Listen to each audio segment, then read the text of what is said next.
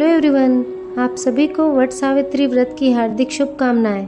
क्या आप जानते हैं वट सावित्री का व्रत क्यों किया जाता है? सावित्री कौन थी जिन्होंने अपने पति के प्राण यमराज से वापस ले लिए थे? आइए जानते हैं सब कुछ इस वीडियो में। तो इस वीडियो को स्टार्ट से एंड तक ज़रूर देखिए। आज मैं सत्यवान और सावित्री की कथा बताने जा रही हूँ। प्रेम, त्याग और दृढ़ संकल्प की ऐसी मिसाल जिसे यमराज भी न टाल सके। यह कथा है एक सती नारी की जिसने अपने पति के प्राणों को मृत्यु के मुंह से वापस ला दिया। यह कथा है सत्यवान और सावित्री की, जो आज भी वट सावित्री व्रत के रूप में हर साल हजारों महिलाओं द्वारा स्मरण की जाती है। प्राचीन समय की बात है। भारतवर्ष के एक महान और धर्मनिष्ठ राजा थे, राजा अश्वपति। वो मद्र देश के शासक थे और उनकी पत्नी का नाम था मालवती।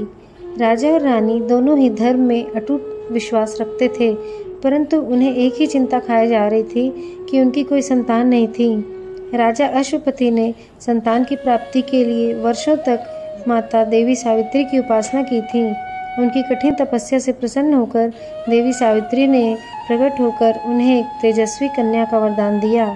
कुछ समय बाद रानी मालवती ने एक दिव्य कन्या को जन्म दिया, जिनका नाम सावित्री रखा गया, क्योंकि वह देवी सावित्री के आशीर्वाद से उत्पन्न हुई थी।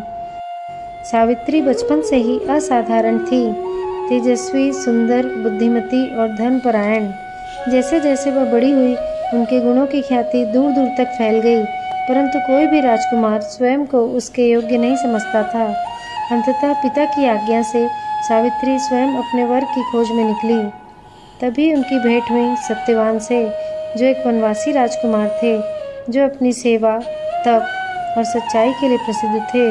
सत्यवान अंधे राजा धुमतसेन के पुत्र थे, जो पहले शाल्व देश के राजा थे। एक बार दुश्मनों ने उनका राज्य छीन लिया और वे अंधे भी हो गए थे, जिसके बाद उन्होंने परिवार समेत वनवास ग्रहण किया।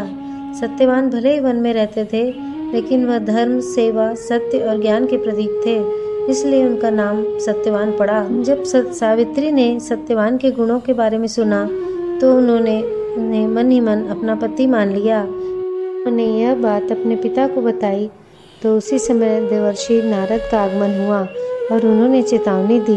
उन्होंने कहा, राजकुमारी, सत्यवान तो बहुत गुणवान है, लेकिन दुर्भाग्य से उनकी मृत्यु 1 वर्ष के भीतर निश्चित है। पर सावित्री अडिग थी।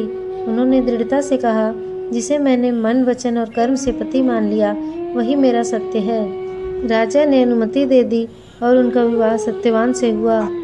विवाह के बाद सत्यवान के साथ वह वन में आ गई, जहाँ वह अपने ससुराल में सादा जीवन जीने लगी। अपने सास ससुर की सेवा करती और प्रभु भजन में वक्त बिताने लगी। धीरे धीरे समय बीतता गया और वह दिन भी निकट आया जब सत्यवान की मृत्यु का योग था।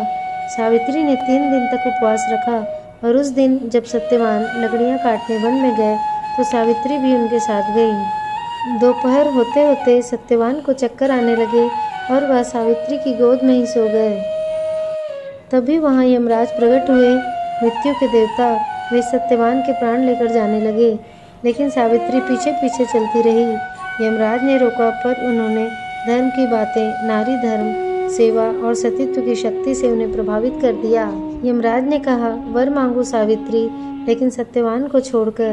यमराज ने सावित्री से कहा, तुम सत्यवान को छोड़कर कोई भी 3 वर मांग सकती हो। सावित्री ने पहला वर मांगा कि मेरे ससुर के नेत्र और राज्य वापस आ जाए। यमराज ने तथास्तु कहा। सावित्री ने दूसरा वर मांगा कि मेरे माता पिता को 100 पुत्र प्राप्त हों। यमराज ने तथास्तु कहा। तीसरा वर उन्होंने यह मांगा कि मुझे 100 पुत्रों की माता बनने का वर दो। यमराज उनकी चतुराई और दृढ़ इच्छा शक्ति से प्रभावित हो गए और समझ गए कि यह बिना सत्यवान के संभव नहीं। वे मुस्कुराए और सत्यवान का जीवन लौटा दिया। इसीलिए वट सावित्री व्रत उस अमर कथा को याद करके किया जाता है, जहाँ एक नारी ने अपने सतीत्व बल से मृत्यु लोक में अपने पति को वापस पाया। यदि आपको यह कथा प्रेरणादायक लगी हो तो वीडियो को लाइक करें, शेयर करें और चैनल को सब्सक्राइब करें। जय सावित्री माता।